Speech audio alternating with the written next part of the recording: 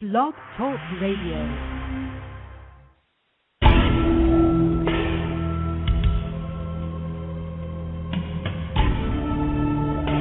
You are now listening to True Murder, the most shocking killers in true crime history, and the authors that have written about them.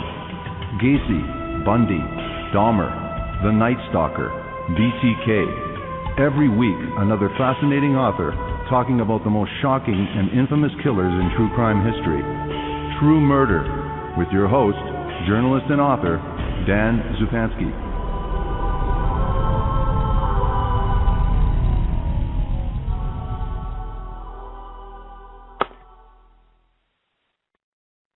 Good evening. This is your host, Dan Zupansky, for the program True Murder, the most shocking killers in true crime history, and the authors that have written about them. Sheila LaBarre liked to troll the personal ads in homeless shelters, looking for men whom society had rejected for one reason or another, men she could easily dominate both verbally and sexually. One by one, she invited them to her remote New Hampshire farmhouse, where she engaged them in S&M. But over time, sex gave way to brutal acts of torture, as she mercilessly flogged and beat her captives until they confessed to committing unspeakable acts. Once satisfied that they had paid for their sins, Sheila savagely slaughtered them and burned their remains on her farm. From the disturbing audiotapes Sheila made of her victims' confessions to her own bizarre statements in which she claimed to have returned from the dead to be God's Avenger, The Burn Farm takes you behind the scenes of the scandal that rocked a quiet New Hampshire town, a New England town, and in the twisted, depraved mind of a manipulative, cold-blooded murderer. Our book this evening is Burn Farm, with my special guest, journalist and author Michael Benson. We don't have him on the line as of yet. I'm hoping that had a little bit of mix-up with daylight saving time. I had no idea that not everybody was on the same page with the daylight saving time, so the confusion, I take the responsibility for that, not making it very clear exactly what time we were on slated for today. And Michael was good enough to, there was another mix-up. I had a hard drive fry and a lot of information I had to piece back together via email, and so I've got a couple of the guests, their order of the schedule to appear on the program mixed up. So Michael Benson was good enough to, who was originally scheduled for last week, to come on this week. And here we have Michael Benson, so all's well. Good evening, Michael. Hi, Dan. How are you? I'm doing well. I didn't realize I was supposed to call you. Ah, there we go.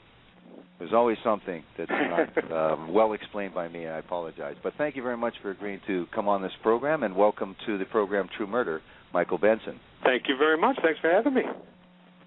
Thank you very much. I just went and gave the description of Sheila LaBarre and what this story is basically about. But let's get into the nitty-gritty here. With the main character in this incredible story is a woman named Sheila LaBarre, formerly Sheila Bailey, raised in a place called Fort Payne, Alabama.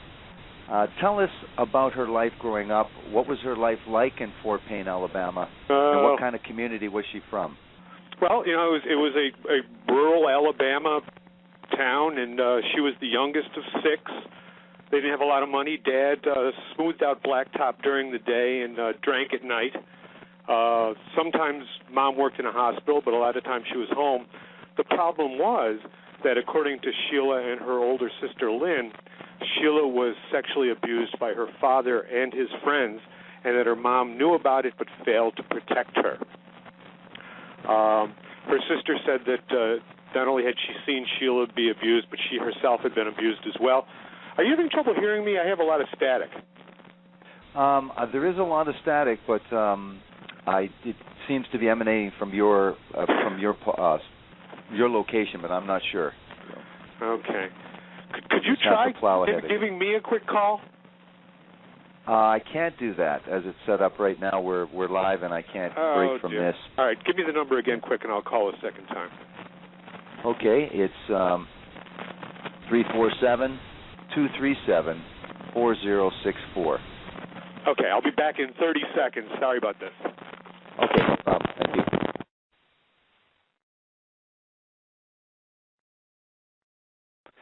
We're going to wait for Michael to call back in. He's right, that line was extremely noisy. See if we can make a little headway. I know that the Blog Talk introduction or instructions to me were distorted somewhat, but I didn't have that background noise as a feature. So we're hoping to have Michael back on. This is an incredible book, by the way, Burn Farm. Not for the faint of heart.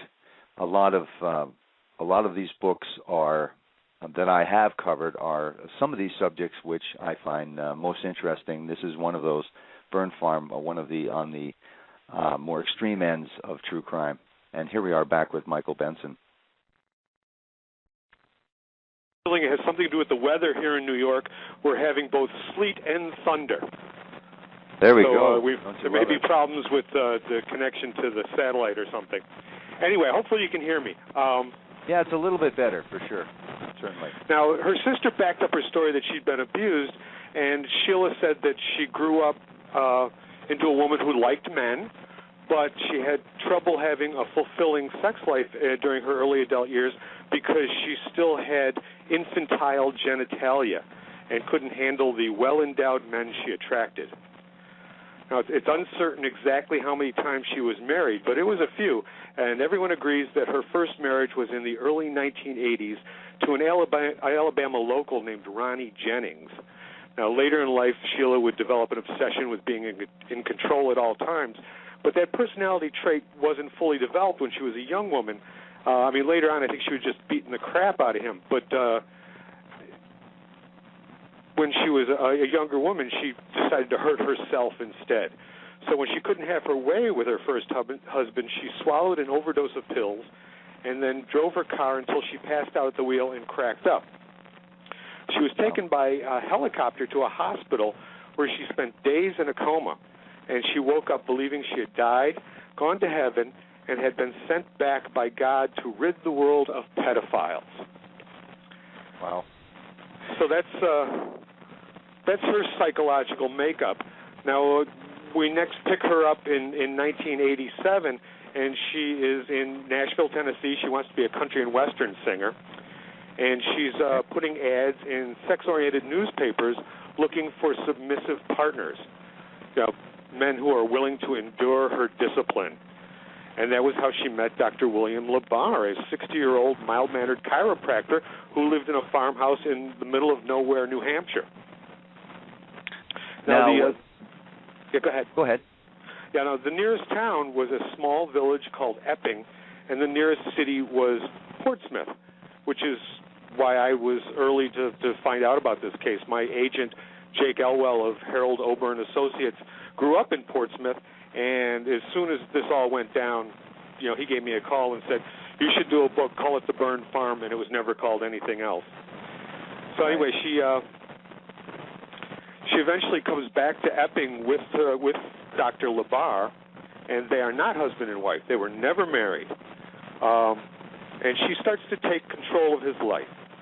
She changes the name of his farm. She takes over the business end of his chiropractic practice. And with a meanness that went right down to her bones, she humiliated him at every turn. She became the town tramp, as well as the tramp of several surrounding towns as well. Now, like I said, she never married Dr. LaBarre, so it's uncertain how she felt she could get away with taking his name.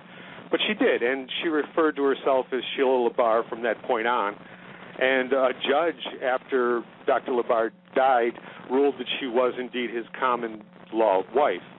So everyone called her Sheila LaBarre. Sorry, wasn't there also that he actually modified his will to will her everything that he owned in a couple properties? He was well off, the business, the properties, the farm. I think the legitimacy, the legitimacy of that particular will is in question. Okay. So especially since when she was, while she was living in his house, she married another man. She had several live-in lovers. First was a Jamaican man named Wayne Ennis, and she married him. And the marriage didn't last long, and eventually Ennis escaped back to Jamaica unharmed. But there was a steady string of lovers she had right in Dr. LaBarre's home. Next came Jimmy Brackett, who was a mentally slow individual who did chores around the farm and became Sheila's increasingly abused sex slave.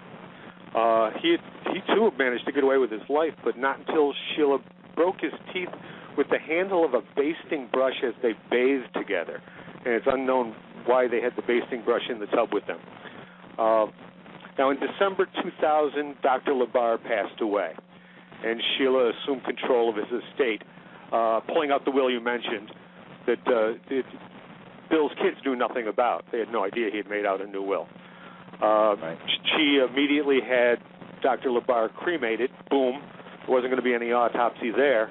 And although there were those who said Dr. LaBarre's complexion had gone green during the last days of his life, indicating that something was making him sick during his last days. So as his common-law wife, Sheila assumed control of the farm. The will said the doctor was stiffing his kids and giving everything to the kind and wonderful woman known to the world as Sheila LaBarre. And it was without him as her anchor that her life really started to spiral out of control. In 2005, she takes in a homeless man named Michael Deloge, who's small man, mentally slow, and she beats him up repeatedly, and he would run away. The people would see him walking down the road, heading away from Sheila's with his face bleeding, and she would just get in the car and go to the homeless shelter to pick him up. You know, he couldn't get away. He didn't have the mental capacity to figure out how to escape from her. And she eventually tortured him, getting him to confess to being a pedophile with an incestuous past. Then she tortured him until he was dead, cut up his body and threw it into the burn pile for incineration. And then in February 2006, she meets Kenneth County, a mentally handicapped young man with the sophistication of an 11-year-old, and he turns out to be her final victim. Now, how did you talk about Sheila LaBarre and the how everyone, including the police, kind of stayed away from her?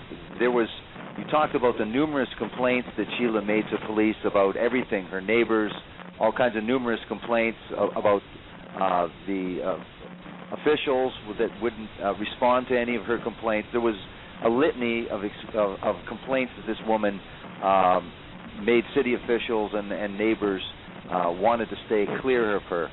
Tell us a little bit more about her bizarre behavior. You say that it really took a turn when Dr. LaBarre actually passed away. So tell us a little bit about her relationship with the neighbors and some of her odd behavior. Well, I think that she had the police of Epping lulled into a that's just Sheila being Sheila attitude. The police went out there tens of times. She would call saying that her boyfriend was beating her up. You know, they would call saying she was beating them up. Sometimes she would be beating them up. They would call 911, and then she would punch herself just before police arrived and said, "He hit me." Police had a rule. It was the Sheila rule that they had to go in pairs to her house, because if they went by themselves, she would expose themselves and try to entrap them into some sort of sexual situation. Right. Now, there was the Kenneth County was spotted in a Walmart days before he was officially somebody was reporting him missing. Tell us about who initiated the search for this man that had the capacity of an 11-year-old, and also tell us where the couple was spotted away from the farm a couple times. Well, Sheila met Kenneth County on a singles phone chat line. He was a nice kid. He wasn't terribly bright. He lived with his mom. He had tried to go into the Army and wasn't able to make it through basic training. He felt miserable. He felt like a failure. He really wanted to get out and be an adult on his own. So he got an apartment not far from where his mom lived, had a roommate, and everything was fine until he called a sex chat line that he saw a commercial for on TV, and Sheila was on the other end of the line. Next thing you know, They're having their first date on Valentine's Day in 2006. They meet at a hotel in Hampton. They go out in the parking lot and have sex twice. And a week later, County leaves his Massachusetts home telling his roommate that he'll be back, but he never comes back. He leaves his personal items behind and begins living at the farm with Sheila. So it's only 6 days after their first date when Kenny calls his mom, and he sounds bad. He's complaining about mistreatment, and Sheila grabs the phone away from him and says, we want to be left alone. Kenny's happy with me, and hangs up. So Kenny's mom, Carolyn Lodge, Sheila hadn't counted on picking up a man that somebody cared about. And this turned out to be her big mistake, because Carolyn Lodge kept tracks of her Kenny, and she called the state police immediately to express her alarm. My son is mentally handicapped. He's been taken by a strange woman. Please go get him. So by the 24th, so it's 10 days after their first date now, County is reported missing to the Epping police for the first time by his mother, and they go out to Sheila's farm to see if he's okay. She says... Nope. Go ahead. So what happens when police go out to the farm? What is the reaction from Sheila? She says he's in the tub. He can't come out. They say, sorry, ma'am, we have to see him. So Kenny gets out of the tub and comes to the door. He's got a towel around him. She says, there he is, now leave. And the cops leave. There's every indication that they're a little bit frightened of her. And when she barks at them to go, they go. Now, the next day, she faxes the Epping police a document that, in theory, Kenny wrote. Kenny signed it anyway. And it says, I trust only Sheila LaBarre, and we are happy, a couple of 2 adults, and we want to be left alone. As far as the cops are concerned, that does it. The mother no longer has any rights over him. He's an adult man. Then comes the Walmart incident. It's March 11th now, and Sheila walks into Walmart with Kenny, who's starting to look a little beat up, but he's walking around, and she suddenly makes a big fuss and complains that another customer has just hit her husband. And she looks and she says, look at him, he's all beat up. Look, he just got beat up by one of your customers. And the Walmart employee says, it doesn't look like he just got beat up. And she says, those come from a car accident he was in. Those come from an explosion where there was glass. But he just got hit by, we're going to sue. So he said, if you mention the word sue to a Walmart employee, you are asked to leave immediately. And she was. And it was chalked up as just a strange incident until 6 days later when she comes back to the same Walmart, and this time she's got Kenny in a wheelchair. And he is really looking bad. He is green in color, same bad complexion people noticed in Dr. LaBarre during the last days of his life. And she's pushing him around in a wheelchair, and he's got a huge cut across his nose, and he's battered. There look like burn marks on him. And she again causes disturbance. And police are called this time. And the officers, they come and they see Kenny in the wheelchair looking beaten. And again, Sheila takes charge and says,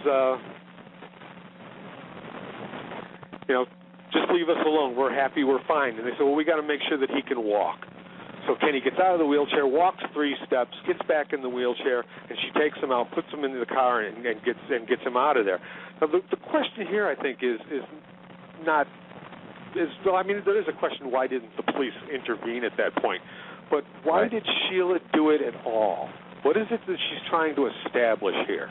She's making a public record of her lover's slow demise for some reason in her head, but we don't know what it is. Anyway, that would be the last time that anyone would see Kenny alive. On March 23rd, Kenny's mom calls Sheila and tells her that she wants Kenny to come home right away. And Sheila says, well, sorry, can't do that. Kenny has left. He's gone back to Massachusetts. Don't know where he is. Bye. Well, Carolyn Lodge finds this very disconcerting news and again reports her son missing. So So that same day, same two cops go back out to Sheila's house, and there's a mattress that's burning outside. There's a couple of burn piles going, and one of the cops looks into one of the burn piles and sees what he thinks is a human bone. Wow. And he figures that's enough to get probable cause for a search warrant. They tell her not to touch anything, and they leave to get the warrant. Come back several hours later, and Sheila's covered with ashes. And she's crying, and she's saying that her Kenny is gone.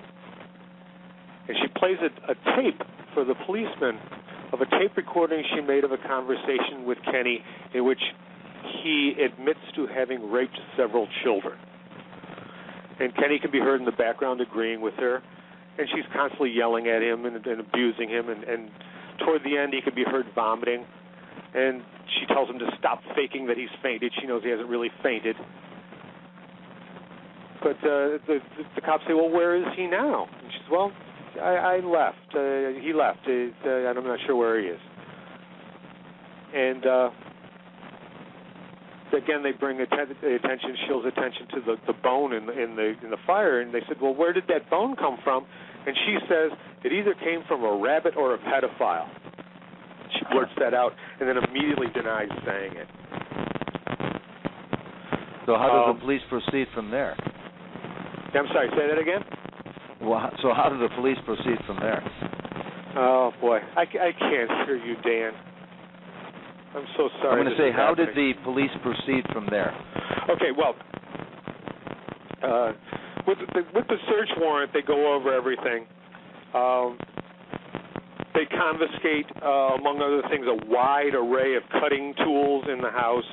They find blood in the house. All over the walls of the house is blood. Some of it's covered with dust, and some of it's fresh, which would indicate that this is continuing behavior. She's making people bleed over a space of time. Right. Now, the question I have is, why is she allowed to go free? But she is. They're being very careful. They're not going to arrest her until they're sure. But while the search of the house and the grounds is going on, she takes off. She makes arrangements for animals to be taken care of, and she's hitchhiking around New England, being picked up by a series of men who all have sex with her and take her to where she wants to go, which is almost always further away from Epping, New Hampshire. It isn't until March 31st that a warrant is issued for her arrest and the manhunt begins. And finally, her last boyfriend, the last one who picked her up, sees her picture on the TV set and calls the cops and says, I know where she is. She's at the shopping mall, and she is arrested in Revere, Massachusetts. And when she's found... Yeah, go ahead. What did she tell that last person about her coming back and being an Avenger? Well, if she is pretending to be crazy, she never, ever stops pretending, because she tells her lovers that she has come back to life after dying and that she is an avenging angel. You just slept with an angel, she says to them, and that I'm here to take care of all the sex offenders of the world. So if you're a sex offender, watch out, and if you know any sex offenders, let me know, and I'll take care of them for you. Wow. When they finally, find her, go ahead. Yeah.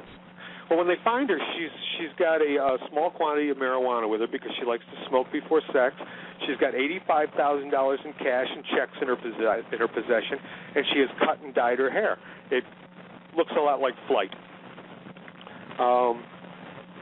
Now, she's arraigned in Massachusetts on April 3rd and brought back to New Hampshire. Which and how? Pardon me. Yeah. Go ahead. So she is escorted back to New Hampshire, and how does what happens in terms of her representation by lawyers or her questioning by police? What happens in that case with the questioning from police? What happens in the case with the questions of the police? Yes, what happens in terms of the questioning from police, and does she immediately request a lawyer at that time? Well, she chats with them for a long time. She asks to bring a bunny with her from the farm, and she sits in an interrogation room with a rabbit on her lap. The rabbit urinates on her, and she wipes it up with a paper towel and then wipes her mouth with the same paper towel. It's very bizarre behavior.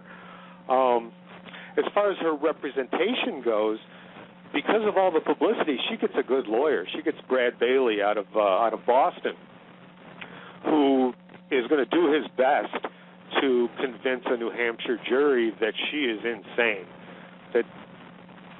And I think that is the main question of the book: is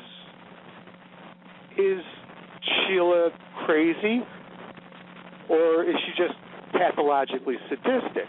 Insanity defenses rarely work, and an insanity defense has never worked in New Hampshire, not once. But one of the things that makes this case compelling is that the insanity defense here has a couple of points going for it. Sheila LaBarre may have known that her murders were construed as wrong in the eyes of society and in the eyes of the law, but there's a serious question if she herself appreciated that her actions were wrong. Sheila's behavior before and after the murders, before and after her arrest, indicate that she had delusions she believed, and those delusions were determining her violence. Where reality starts and where her delusions begin, of course, is a question, but she claims to have been a victim of incest and of pedophiles as a little girl, and her sister backs that up. Now, we know that as an adult, she was in a coma, and so her claims that she was brought back, returning to mortality with a mission, is feasible in her own mind. She has every reason to hate pedophiles. She has every reason to hate people who commit incest. And she actually had biblical quotes that, on the surface anyway, seemed to back up her plan, including a verse from Daniel that noted God's favorite form of capital punishment was incineration. And that was basically her defense, that she was on a mission from God when she committed the murders.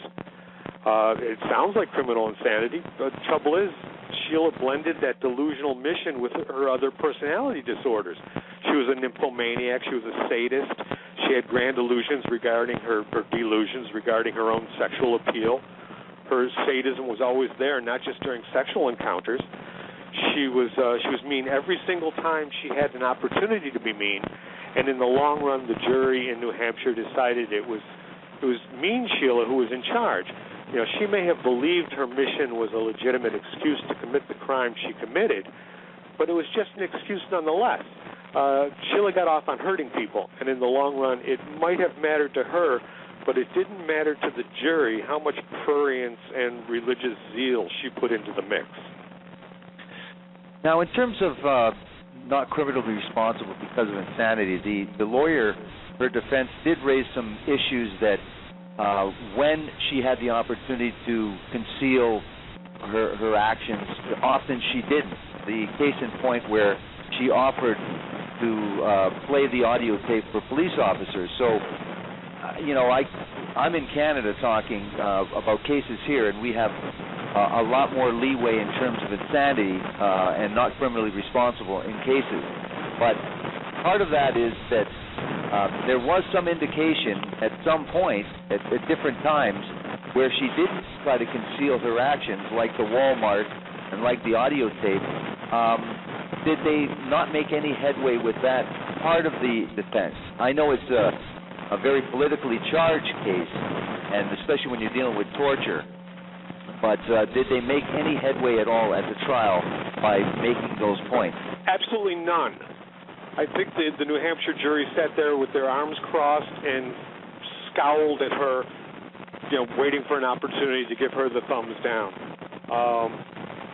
And I agree with you. I think there's strong evidence that Sheila's insanity is real, that she was abused into psychosis as a child, and the strongest evidence comes from her older sister, who paints a picture of. There's one description. Lynn Nugent, her older sister, testified at the trial and said that she remembered one time when Sheila and herself were chased into a cornfield by her drunken father. And oddly, I was typing this one day, and my daughter was standing behind me reading over my shoulder, and she says, "That's from Forrest Gump." And it was true. The scene that Lynn Nugent was describing seemed almost exactly the same as the scene in Forrest Gump when Jenny is chased by her father into an Alabama cornfield, which, of course, doesn't mean that it wasn't just a coincidence or that, and I like this idea better, that the sisters placed a memory from the movie over their real horrifying memory as sort of a bandage and had come to believe that the replacement Forrest Gump version was true. Right. What I found interesting was, unlike the Aileen Wuornos case, where the other infamous woman serial killer, that there really seemed to be at least a lot more validity to an insanity defense with the actions and behavior. Dan, I hope you can hear me better than I can hear you. Okay. You are a little voice coming out of a lot of static. Okay, great. Anyway, what I wanted to say was that for a second. I'll try one more phone call. Okay. Okay, I'll do that. Okay. Thanks. Well, I apologize for all the noise. I know it's quite hard to plow through this interview with that much noise. I don't hear any noise on my end here with my phone call, so I don't know what that is emanating from. He may be using a cell phone, which ends up being very bad, but I have had guests that did use cell phones, and the reception was much, much better. So, well, we'll just hope. He says that there's a thunderstorm and snowstorm in New York right now where he's calling from, so I know that could wreak havoc on the reception, no doubt. Anyway, you're listening to Michael Benson, journalist and author of about 50 books. He's either authored or co-authored, and we were talking about Burn Farm, and this is Michael Benson. We're giving it one more shot. I borrowed my wife's cell phone, and I could hear you perfectly. There we go. Yes. That's much better. Oh, you have such a strong voice. There we go. Okay, I'm sorry. Where were we? We were talking about what my question I posed to you was that, unlike the Aileen Wuornos case that I had dealt with here with Sue Russell on the program, that there was the defense really trying to say that this person, because of her background, was not criminally responsible for her crimes, and that's why she murdered the men that she did. In this particular case, there is a lot of evidence, historical evidence, to at least consider the not criminally responsible and the insanity defense in this case. So I found that very interesting in this case. If there ever was a story that a woman could talk about that having some effect later on in her life, this is one of those anyway. So I thought there was a fair amount of validity. Absolutely. I agree with you 100%. I think that if the same thing had happened in California or maybe even in New York State, it might have been different. But in New Hampshire, if you admit you did it, and you have to admit you did it to plead insanity, they don't want to see you do anything else other than go to prison.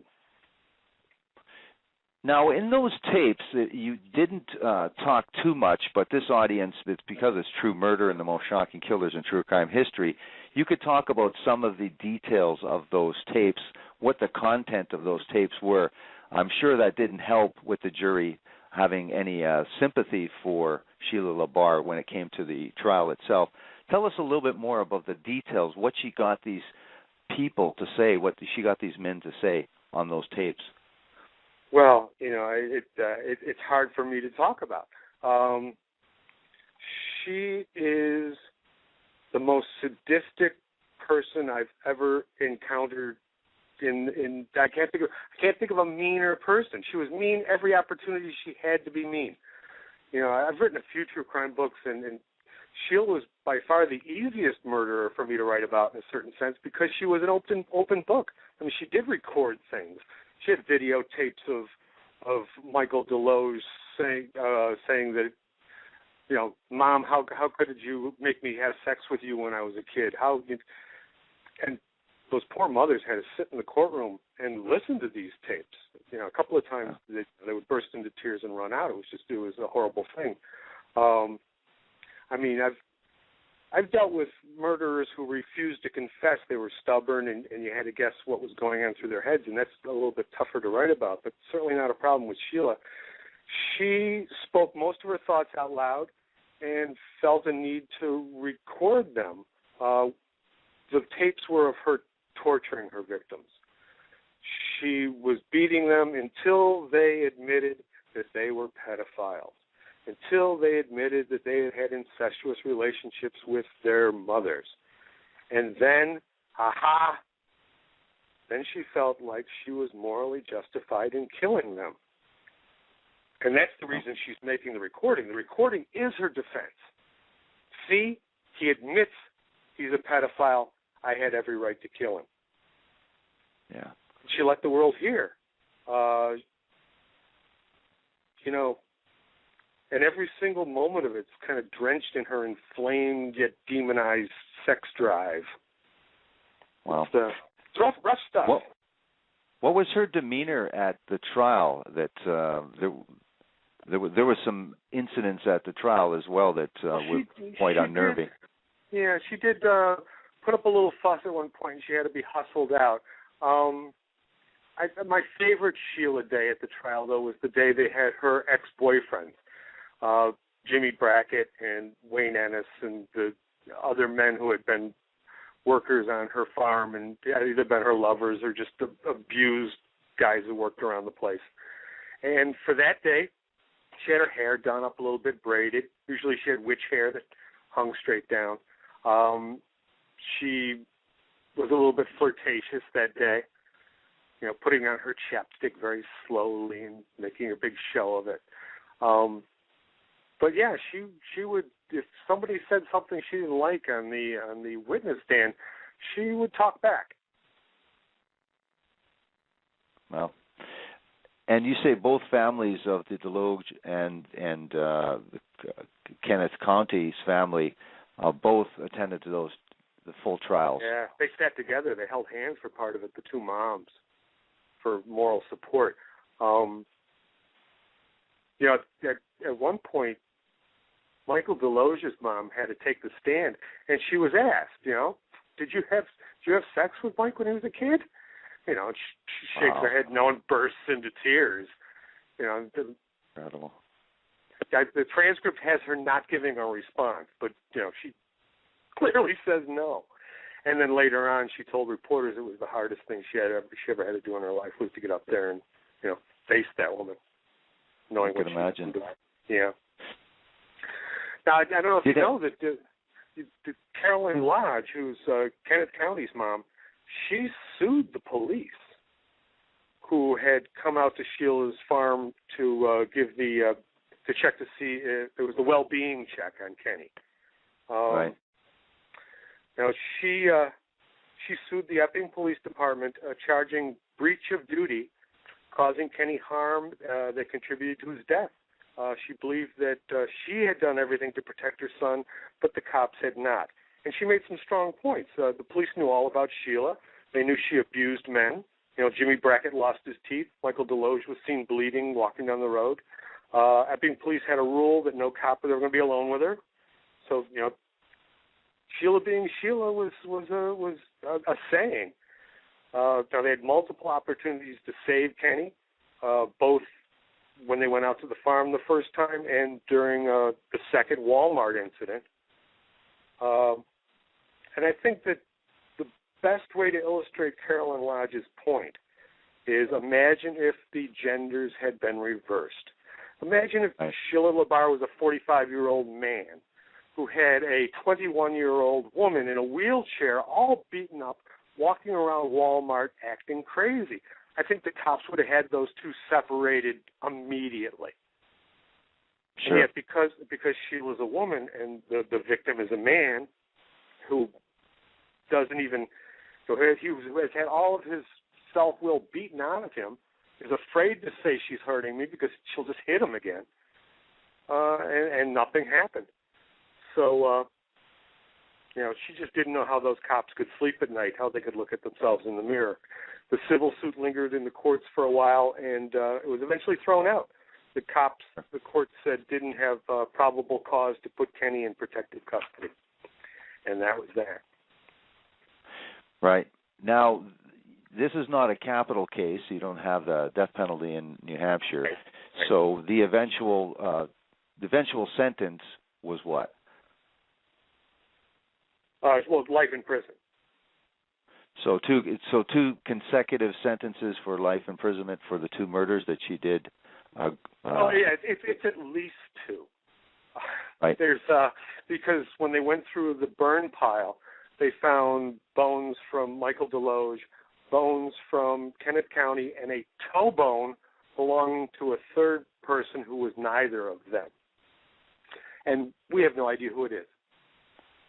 Somebody who she picked up, took there, and killed, and never was a blip on anybody's radar. Now, was there, if I'm not correct, was there other evidence of other burn pits as well? Is there other possibilities that other men were burnt in different pits at different times, and those bones could have been disposed of and not found in the extensive search that was undergone on the property as it was? That is absolutely a possibility, although there's no way to tell for sure. If there were more victims, she managed to get rid of the evidence somehow. But yeah, there were burn spots all over the property. But that's not uncommon. That's the way it is in rural New Hampshire. You take the garbage out in the backfield and you burn it in the burn hole. Right. Was she questioned about other potential murders, and what was her response to that line of questioning? I don't believe she was. In order to do that, there would have to be a missing person, and there was never anyone connected to her that they couldn't find. I see. If there was Johnny, for example, and Johnny was there for 6 months and then supposedly moved on, but nobody could find Johnny, then they could question her about him. But whoever that third victim was, or if there were others, they were never noticed by anyone. Now, what did Jimmy Brackett and Wayne Innes bring to the testimony? What did they say that was very valuable in the conviction of Sheila LaBarre? Well, they, and this is true of all the prosecution witnesses, they testified as to how functional she was. How could she be criminally insane if she could run a farm by herself? I think the point was she was just a mean, nasty woman, not crazy at all. And it's true, she had never sought help for a mental problem. Nobody had ever tried to commit her. Nobody had ever as much as suggested that she see a psychiatrist. She was an eccentric woman who lived at the end of a dirt road, and nobody even thought about those things. But the Wayne and Jimmy, as Sheila flirted with them a little bit from the defense table, were very, very strong in saying that she's just a mean woman, and I'm pretty glad that I got out of there. And one of them, I forget which one, has a vanity license plate on his car that says, "I'm alive." I'm alive. Jeez, yeah. Barely. Yeah. What we haven't talked about is Sheila, to do all of this, had to have a fair amount of charisma. She was a dominant, sexually dominant, and had that power over these women, these men. Now, I thought interesting was what did the considerable age difference between Sheila and Dr. LaBarre, Bill LaBarre. So, but also at the same time, she was as from the photos itself, she was a good-looking woman. I mean, in the end, when she went to trial when she's 47, 48 years old, she had gained considerable weight, and maybe makeovers aren't quite so available in jail once you're behind bars, but as a young woman, maybe you can describe what she did look like. Well, to each their own. I mean, right up until the day she was arrested, she still had no trouble picking up men. All she had to do was stand on the side of the road with her thumb out, and guys were stopping and taking her to the motel. So she certainly had, that je ne sais quoi. But she was a loud and voluptuous woman. She had a lot of these and those going for her. And you're right. I mean, she did get heavy at the end of her life. But in the farmhouse, she had a picture of herself naked on the wall, quite proud of herself how she appeared in the Altogether. She found great power in her body. Now, in this trial itself, or after this trial, what was Sheila LaBarre? Any statements to the media after this? The conclusions. What was her state after the trial? Was there a sort of a recession of her odd behavior, or was it a continuum of that same theme that she was an Avenger? And what was really her cognizant or her realization of what had happened during that trial, and was her demeanor any different from the beginning to the end? She went into a kind of denial, and I think a kind of denial may be the state she was always in. But from what I heard, she made a transition almost overnight into the mother hen of the female prison. And she seemed very happy in that role because she was the older, wiser one, and a lot of the other women in the prison were younger and appropriate age to be her daughters, and she would teach them life lessons and things like this, and seems to redefine herself in that way. And maybe in a world where there aren't that many men, she found a little bit of peace. Right. How did she react to the fame or infamy from having your book published and another book published, and the story being quite sensational and high profile? What was her reaction to that kind of attention? No, I can't give you an answer to that. I don't know. But I would be shocked if she wasn't outwardly annoyed and inwardly pleased. I see. Because I think that she would be very, very mouthy about all of the mistakes I made about her. But at the same time, she liked attention. And she certainly got her share of it there for a while. What was her reaction when she finally was sentenced to the life sentences itself? What was her demeanor? What did she do or not do? Well, I think that she showed more emotion on the first day of the trial, when the jury was taken out to look at the farm and the farmhouse and where everything happened, and she knew she was probably getting her last look at the house and the land, than she was when the jury, sent her away to prison. She wasn't, her choice was a mental hospital or prison. She wasn't going to go free anyway. So I think defendants who think they're about to be let free and find out that they're going to spend the rest of their life in prison, they break down. But it's not going to be the mental hospital. It's going to be the ladies' prison. I think Sheila said, okay, we'll make it work.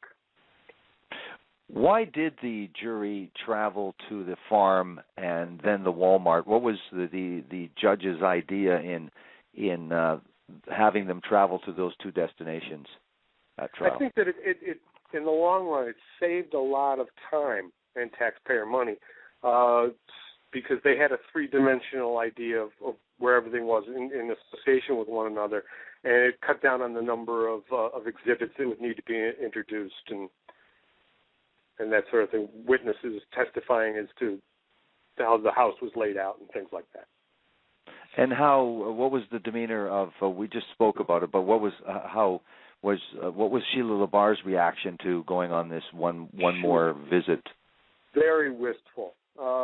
She could have been her first day out of drama school. She was putting on her emotions were on her sleeve for the jury to see, and she was very sad looking out over the little piece of paradise that she once reigned over.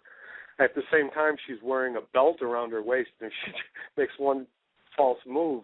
Somebody hits a button, and she gets zapped into oblivion and falls to the ground. Right.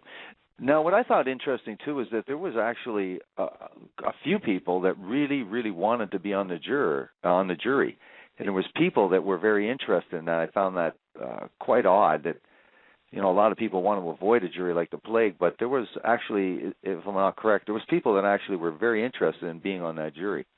Yeah. Well, it was the thing that was happening.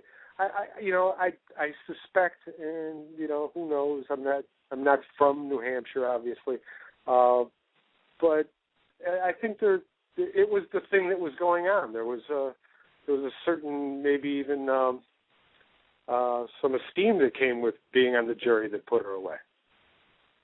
I know that out of all the books I've written, this was the one that was most colored by localism. And localism, by my understanding, is people in small towns that are away from civilization tend to distrust outsiders more than maybe some others of us. It's kind of sort of a mini form of xenophobia. Right. And this house, then, you know, this really takes place in the boondocks, and they say that people who live too far from the beaten path are often served by that seclusion, occasionally because they have nasty habits they need to hide. And that was certainly true in Sheila's case. Now, even though the dirt road that traveled past her house was technically a public road, she would greet drivers or hikers with a shotgun. You know, what are you coming down here for? Right. And you know, and that might have been extreme, but it wasn't atypical of people in that area. I mean, after Sheila was arrested, Kenneth County's mom wanted to go down to see the house where he died. She gets stopped by a neighbor lady. You know, Bonnie Ross comes out and says, "What are you doing? Why are you going down my road?" And of course, they later on became best friends once Carolyn explained who she was. But it's a suspicious kind of area, one that I learned the hard way. You know, I ended up going to New Hampshire less often than I had planned because I had a little incident at Sheila's house with the local police. Well, what happened? Tell us about that. Well, I went to. Well, first of all, I had difficulty. I was going to inform the local police that I was on my way to photograph the house and take a look at it. But I had the wrong address for the Epping Police Department, so this is my fault. I go to the old Epping Police Department, which is locked up. I said, well, I'll just go down there. It'll take 5 minutes. I'll be in. I'll be out. I'll take my pictures. Nobody will care. Right. So they cared. So a neighbor calls because there's a car going down the road. And what I didn't know was that the night before I got there, someone had stolen Dr. LaBarre's horse carriage out of his barn. And they said, well, that's it. Next person who goes down there, we're going to arrest. So I go down there, I'm poking around, taking pictures, and cop car pulls up. And cop gets out and says, come here. I go over, I read the name, and it says, it's, read his name. I said, I know you. You're in my book. You're one of the heroes of my book. And he says, well, your opinion of me is about to change because you're under arrest. and they put the handcuffs on behind the back, pushed me into the back of the car, and a mosquito landed right on my nose, but I couldn't get rid of it because I was handcuffed. So I had the blues. I said, look, I'm not a teenager drinking down here by the haunted house. I know they had problems down there with vandalism, they're having seances, but they were looking for somebody who was stealing carriages, and I was the first guy to come along after that. Charges against me were eventually dropped, and I got to keep the photos I took. They're in the book. There's the pictures of even the little outbuildings behind the big house where Sheila used to put her lovers when they were bad, like little prison cells. So a little more intimate interaction in this story. Well, but being a pro, even while I was handcuffed to a bench and being fingerprinted and booked, I managed to get in an interview. So I got some quotes out of the police because it was the same two cops that had been to Sheila's house. So these are the two guys that go down that road. That's incredible. Yeah. Yeah. But that's the only time anything like that, even remotely like that, has happened to me. Most police officers realize I write Law and Order books. Bad guy always gets his in the end, and the cops are always the good guys. Who did you go to? Normally, people these days are co-authoring with police so they can have the incredible behind-the-scenes access. Who was most cooperative in when you were dealing with people to be able to write this book? Well, you know what I did is, because of the extreme localism, I found surrogates. And I found two ladies, one of whom was a former journalist, had been nominated once for a Pulitzer Prize, and I had them do my legwork. They were my eyes and ears for the last part of the research. And if the Burn Farm's a good book, and I think it is, certainly yes. Suzanne Danforth deserves a lot of the credit, because she could go places I wasn't going to be allowed to go, because that was Suzanne. She lived down the street. Right. Yeah, I found that interesting. It's your kind of your Capote moment there, where you needed, or at least had a great advantage by having somebody that could deal with the locals, because that's certainly what that case was. So that's an advantage of having my agent being a local. Yeah, I said, absolutely. look, I'm not going to be able to go back there. They're going to throw me in jail if I go back. And he said, well, here's a couple of people to call. They'll be able to help you. Right. Now, in terms of, you said you've, for our audience that may not know, you have authored or co-authored 50 books in your career, in your writing career? Yes. Is that correct? True crime is just my most recent career. I was a sports writer for a while. For a while, I was an expert in JFK's assassination. I was a baseball historian for a time. This is the latest hat I'm wearing is true crime, and it kind of comes from a incident when I was 9. I've been obsessed with psycho killers since I was a kid, because my next door neighbor, a 14-year-old girl, was killed when I was 9 years old. Wow. And she disappeared from a swimming hole on one side of my house and was found by railroad tracks on the other side of my house. So I grew up sort of knowing that the boogeyman had crossed my backfield. And I grew up Did you ever too. No, did you ever catch that killer? No, but I think I made some. Well, in a sense, I think they did, because he later became a serial killer that was put away for other crimes. I did some work on it and tried to sell a book about the idea, but they don't like doing open cases. But anyway, when the first saleable true crime case came along, which was Betrayal in Blood, I didn't have to reintroduce myself. In fact, I got a call from one of the editors and said, I think I've got a case that's perfect for you. So how many true crime books have you written so far, Michael? I think it's 8. 8. And last fall, I covered the Pettit trial in New Haven, Connecticut for the New York Post. It's the case where the doctor lost his family to the home invasion. That's a very high-profile case too. Yeah. Yeah. Interesting. So 8, and your latest is with Kensington as well? My latest is with Kensington. It's called Mommy Deadliest. And that's a story about Stacy Castor in suburbs outside Syracuse, New York, who murdered 2 husbands, and when the cops started to get close to her, she poisoned her daughter and put a suicide note on the bed saying, "I killed Daddy." So she tried to kill her daughter to save her own skin. The daughter, God bless her, did not die, said, "I didn't write the suicide note." And that's how Stacy Castor got hers. Wow.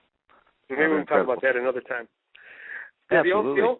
The only pan I ever got for the Burn Farm was one woman who said, it's the most horrible, disgusting book I've ever read because it's so dirty. It's dirty from cover to cover. And I suspect that probably sold more copies than some of the raves. Yeah, I laugh at that, but that would appeal to a bunch of people. It's true. It is filthy from cover to cover, but I don't think it's erotic. I mean, it has a certain S&M appeal for some people, I suppose, but sadomasochism depends on the premise that bullies are sexy, and that just doesn't fit at all with my way of thinking. But it does have some dirty laundry in it.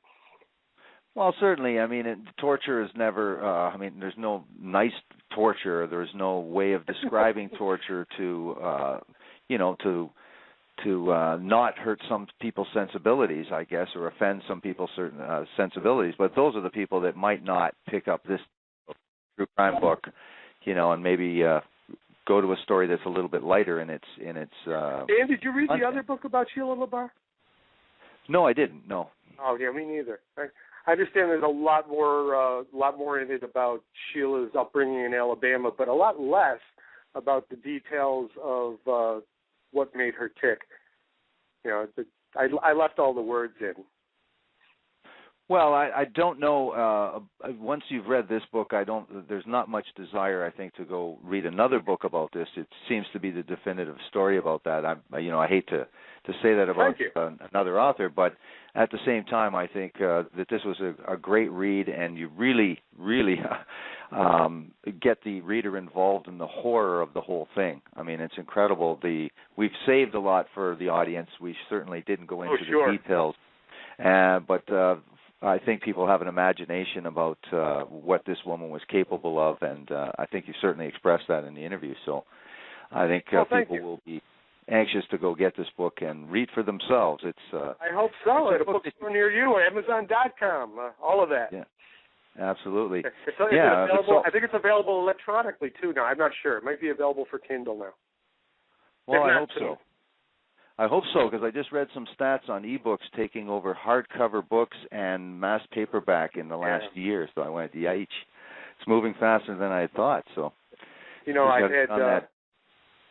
I remember talking to my agent about 5 years ago saying, what does this mean, electronic versions? He says, you'll know. Someday you'll know. So at least I get my royalties no matter what format it's in. Yeah, that's absolutely. I think it's all good for the writer, because I think that the paperback and the hardcover, maybe the hardcover will disappear to a great degree except for collectors, but the book, the actual physical book, I don't think will disappear. I think the ebook will bring in the young reader who is comfortable with that, with the e-reader, and a lot of people that are going to get on get the technology because it is a trend. I don't think it can hurt the book. The book has been around a long time, and I think that because of great writing and great stories, I think it's just going to expand, and I think these formats may alter the way books are sold, but I still think that the book itself is in great shape still. So let's hope so. And I love books. Yeah, me too. And I really wish I had switched phones earlier in the interview. Yeah. Well, we'll have to have you back on, Michael, because you were a great guest, and obviously you've got a truckload of books that we could talk about. Sometimes I veer off a little bit of the talk about serial killers and talk about other true crime stories, are very, very fascinating stories. So I was very interested in some of the books that you've written, and your background about JFK and the CIA and on all that is very fascinating. Yeah. So we'll have to have you back on for a show that's a little slightly different, but still will interest an audience for sure, I'm certain. Thanks, Dan. I appreciate that. Well, I want to thank you very much, Michael, for coming on and talking about your great book, Burn Farm, the story of Sheila LaBarre. And thank you very much for appearing on the program, and thank you for a great interview, Thanks, Michael Dan. Benson. Have a good night. Thank you. Have a good night, Michael. Good night. Good night. Bye-bye. Bye-bye. You've been listening to the program True Murder, the most shocking killers in true crime history, and the authors that have written about them. Good night.